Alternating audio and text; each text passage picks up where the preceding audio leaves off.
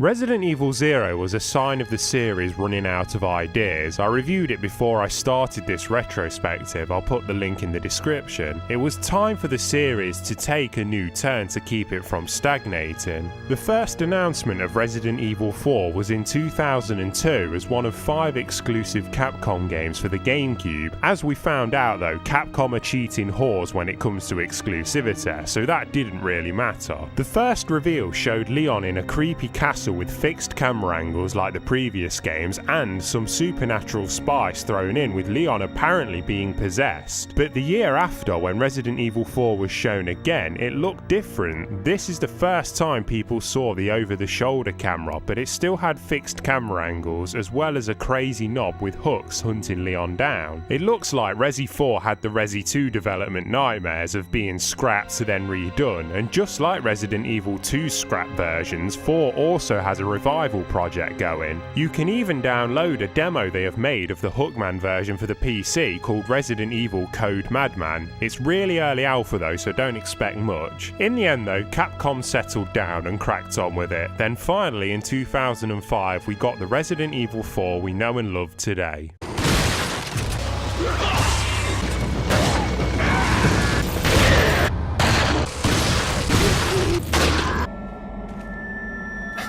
Where's everyone going? Bingo?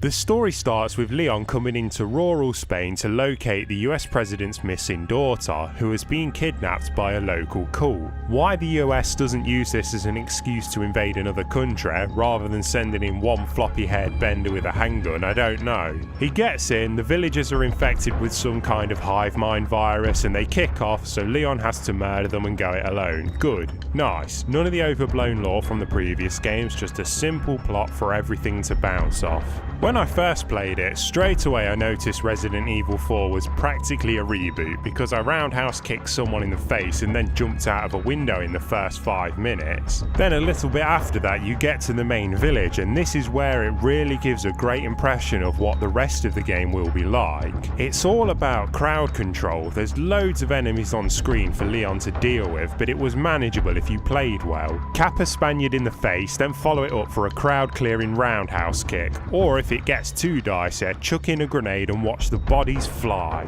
The way enemies reacted to getting shot in certain parts of the body is still pretty impressive even today. They'd hold their legs, hold their eyes, fall down, spin around from the impact. Most of the reactions let you follow up with a different close combat move. For example, kneecap someone, then follow it up with a suplex. It's a really well designed combat system. The over-the-shoulder aiming gave you the accuracy you needed, but added a little bit of skill into it with Leon's hand naturally shaking. It wasn't Parkinson's level, and if you had a weapon with a stock it was barely noticeable. The shotguns though, no game has pulled off shotguns as well as Resi 4. When there's a decent sized crowd close to you and you blow off 5 people's heads with one shot, watching them and their brains go flying, it's serial killer creation levels of satisfying. In fact, all the weapons handle and feel really good, apart from the machine guns. They're crap, don't bother with them. The shotguns and grenades are your friends. All the new guns and the moves Leon could pull off reinforced the fact he could handle himself now. And narratively that made sense. After surviving Raccoon City, he's obviously going to be tasty in a fight. That doesn't mean you weren't vulnerable though. Resi 4 gave you just the right amount of clunkiness versus smoothness. The movement system was just right. It wasn't quite tank controls, but it reduced your vision enough to the point that enemies could surprise you. So yeah, Leon had quite a big new arsenal in the combat department, but over the years he was also clearly developing his SAS game. Ah, I have an idea. Since you're here, why don't I introduce you to it? It should keep you busy. Can't remember the name, huh? A senior moment, perhaps. Oh,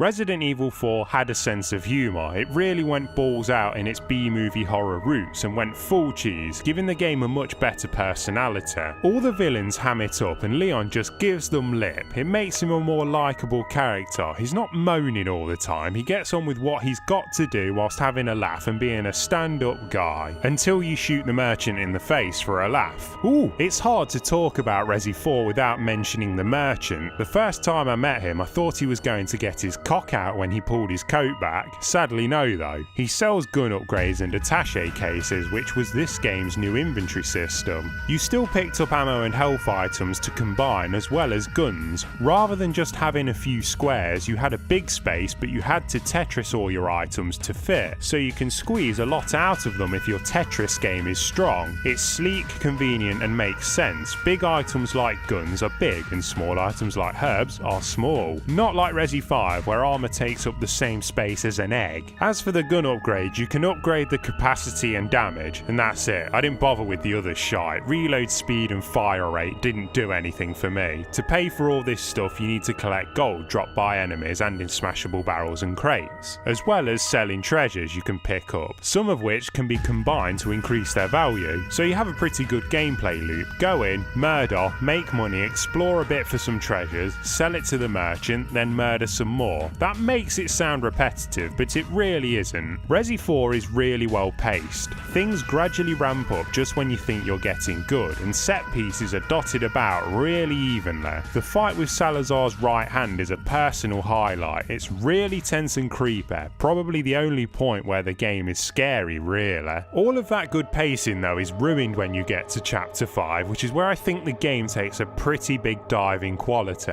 There's too many enemies and most of them are armoured bullet sponges, and the set pieces are quite shy. The supposed tense chase scene looks and feels rushed. The rusty old trucks that are chasing you are for some reason about the size of the massive armoured JCB you're on, and it's so slow for a supposed high-speed chase. The regenerators are introduced in this chapter too. You always see them in top 10 scariest Resi monsters lists, but honestly they sound like a pug having an asthma attack as well as being really easy to take down, I found. Their scariness is also dropped a bit when Ashley is screaming "Help!" whilst you're trying to focus on shooting their parasites. Oh, I almost forgot about good old Ashley. I see that the president's equipped his daughter with ballistics too.